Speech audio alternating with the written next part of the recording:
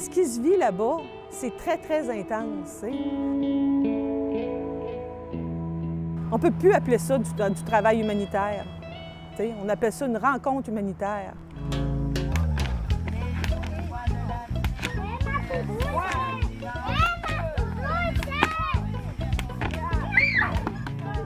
Ce qu'Agapé propose au groupe de paroissiens qui viennent faire une expérience de coopération missionnaire à Watusko, c'est de vivre 3 dimensions. D'abord, une rencontre du peuple mexicain, rencontre de sa culture. Et on fait ça principalement à travers la visite du centre historique de Mexico, à travers le site de Teotihuacan, qui est un site archéologique, à travers également la visite de différentes activités comme la production, travail de la canne à sucre, du café, etc.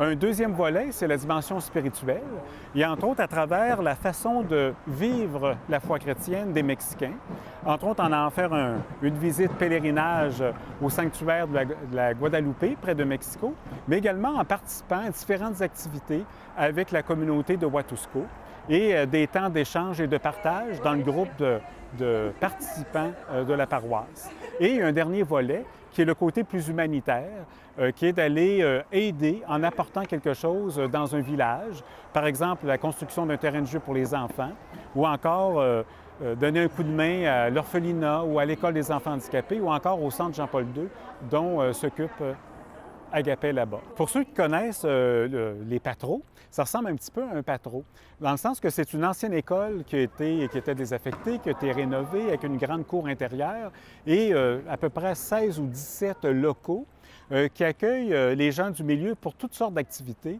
que ce soit par exemple l'alphabétisation des jeunes de la rue, des jeunes adolescents qui veulent terminer leurs études, des cours de cuisine collective, de couture, de coiffure pour les femmes, de soins de santé, du karaté, mais également je ne sais pas moi, des fins de semaine pour les cursistes, des fins de semaine pour les jeunes au niveau de la pastorale.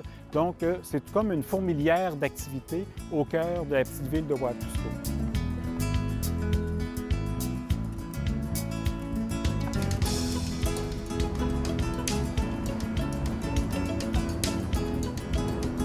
Ce qui m'a poussé à embarquer dans le projet, c'est que depuis longtemps, mon épouse et moi, on voulait faire partie d'un voyage semblable, sauf que au niveau, c'était plus difficile au niveau financier, puis finalement, bien là, l'occasion s'est présentée. Ça donne une ouverture vis-à-vis des pays un peu moins favorisés, et puis surtout la rencontre humanitaire à travers tout ça. C'est pas rien qu'une question d'aide ou quelque chose, c'est surtout de rencontrer des gens, puis d'apprendre à les aimer, puis à les respecter dans leurs conditions, puis ça ouvre le cœur, dans le fond. Comment estás? Yeah. Ça a commencé à cause d'un changement de curé dans ma paroisse. Et le nouveau curé que je connaissais déjà, qui avait déjà eu un lien avec Agapé parce qu'il était venu donner à l'occasion quelques formations, ça fait qu'on s'est mis à échanger. Puis j'ai dit, ça ne vous tenterait pas comme paroisse d'organiser un groupe? Et il a dit oui tout de suite. Et en me proposant que le dimanche missionnaire qui s'en venait, que je prenne la parole, que je fasse le commentaire de la parole de Dieu et que j'en profite pour parler un petit peu de la mission d'Agapé à Watusko et de lancer l'invitation aux paroissiens. Et c'est comme ça que des paroissiens ont répondu, puis qu'on a formé un premier groupe. Et dans ma paroisse, ça fait déjà 3 groupes qui vont à Watusko. Et dans un groupe, c'est assez intéressant parce que la personne la plus jeune du groupe a fêté ses 18 ans à Watusko et la personne la plus âgée a fêté ses 75 ans à Watusko pendant le séjour. Et donc, ça vient en même temps dire tous les âges qui se retrouvent ensemble pour vivre une expérience.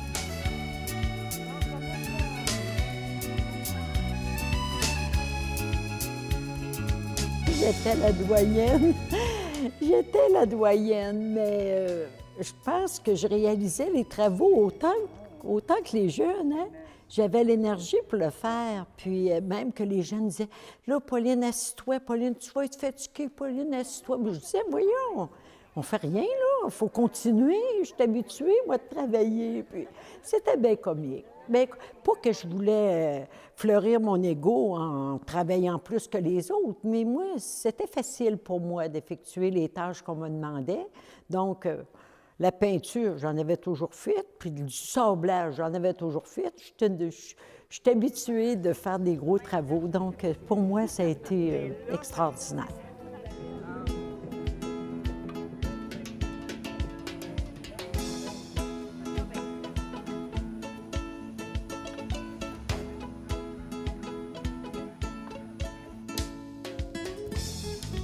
On trouvait ça important que la paroisse porte un projet missionnaire, parce que l'Église, elle est missionnaire. Bon. Donc, nous avons une équipe ici qui s'appelle l'équipe de transformation du monde. Donc, c'était eux qui avaient à réfléchir à un projet que la paroisse devait porter. Donc, le projet à Watusko, au centre Jean-Paul II, c'est ressorti. On a fait des annonces, on a fait du financement en masse. Donc, à partir de là, on a regardé les gens. On voulait que ça soit aussi les paroissiens qui ne partent pas au Mexique aussi. Ça soit pour tout baptisé, pour tout paroissien, que ça appartienne à toute la paroisse, pas seulement à ceux qui partent, là. Tu sais, comme il y a une paroissienne, même plusieurs paroissiens, eux autres, ils vont venir nous porter du linge, des toutous, des peluchas qu'ils appellent là-bas au Mexique, pour les Mexicains. Fait que ceux qui partent, ils remplissent leurs valises. Bon, c'est vécu dans la façon de faire du financement. Et une fois là-bas, moi, j'envoie des emails à tous les jours à la paroisse et à la messe à tous les jours. Le prêtre donne un compte-rendu de comment ça se passe, qu'est-ce qu'on fait là-bas, puis bon. Et c'est prié, c'est porté par la prière. Donc, c'est soutenu matériellement, c'est soutenu aussi par la prière. Donc, chaque baptisé, il trouve son compte.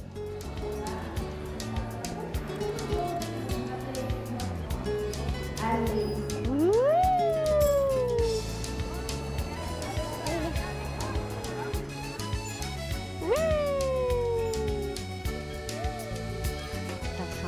Ça a changé beaucoup de choses. Ça a changé ma vision des gens. Des gens qui sont dans la pauvreté, mais qu'ils ont un sourire, une joie de vivre qu'on n'a pas ici. C'est triste. Ils n'ont rien, puis ils ont tout en même temps, parce qu'ils ont l'amour dans le cœur. Ils n'ont pas été habitués d'avoir tout à la main, mais ils s'arrangent avec tout ce qu'ils ont. Puis c'était les bras ouverts pour nous recevoir avec le peu qu'ils avaient, là. Tu sais, l'heure des repas arrivait, puis c'était toujours de nous inviter, puis ils nous donnaient ce qu'il n'y avait pas au fond, hein? Ils nous donnaient de leur part à eux. Ça m'a touchée beaucoup, beaucoup, beaucoup. Alors, si quelqu'un est intéressé à vivre cette expérience-là, il y a la possibilité de se joindre à un groupe qui est en train de se former. À ce moment-là, il communique avec nous au Centre Agapet et on peut l'orienter vers ce groupe-là. Ou encore proposer à son curé d'organiser un groupe dans la paroisse. Et en communiquant avec nous, on peut accompagner et aider à l'organisation et à la préparation du séjour. Vas-y, c'est ton plus beau voyage. Parce que moi, je vous le dis, là, dans tout... Bien, j'en ai fait quelques-uns, là, mais c'est mes plus beaux voyages. Parce qu'on revient avec une satisfaction. Puis c'est tous des gens qui ont le même but avant de partir. Donc, il n'y a pas de chiolage. Tout le monde est heureux. Le lien avec les autres participants, c'est absolument fantastique. Nous autres, on est à 14 dans notre groupe, plus les gens qui sont ajoutés par après. Mais moi, j'ai senti une communauté, je dirais, dans le sens, même si on se connaissait à peu près pas, à part quelques personnes, j'ai senti des liens communautaires importants. C'est une expérience unique, pas rien que pour... On rencontre surtout des gens, mais aussi pour toute la mentalité où on est allé mexicaine, aussi pour... il y avait des loisirs à travers tout ça. Puis l'animation avec les jeunes, il y avait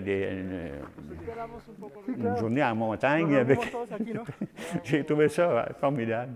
Fait que je trouve que Au-delà de ce qu'on pense qu'on va rencontrer, je pense que ça a dépassé mes attentes, moi, tant qu'à moi. C'est ça que je leur dirais, même ceux qui ont les moyens, évidemment, de le faire.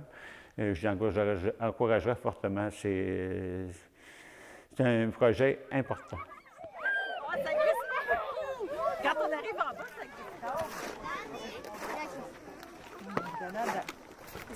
Ce que je retiens là, de cette expérience-là, bien, moi, j'ai eu l'impression de vivre à tous les jours une page évangile. T'sais, oui, on travaillait autour d'un texte à chaque jour, le texte du jour, et il y avait toujours ce lien-là, qui direct de ce qu'on avait vécu, là, puis dire ah, c'est vrai.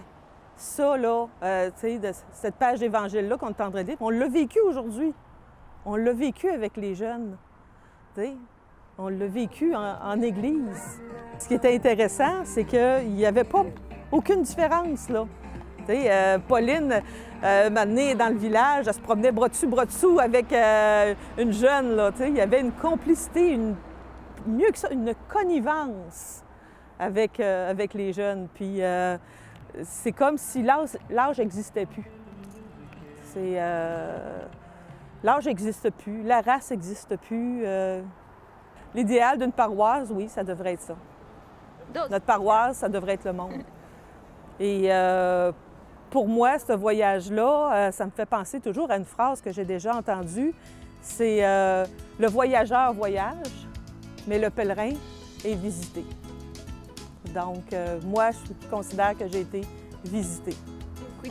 Pour vous dire, c'est vraiment pas un travail humanitaire, mais une rencontre humanitaire. C'est ça qui fait toute la différence.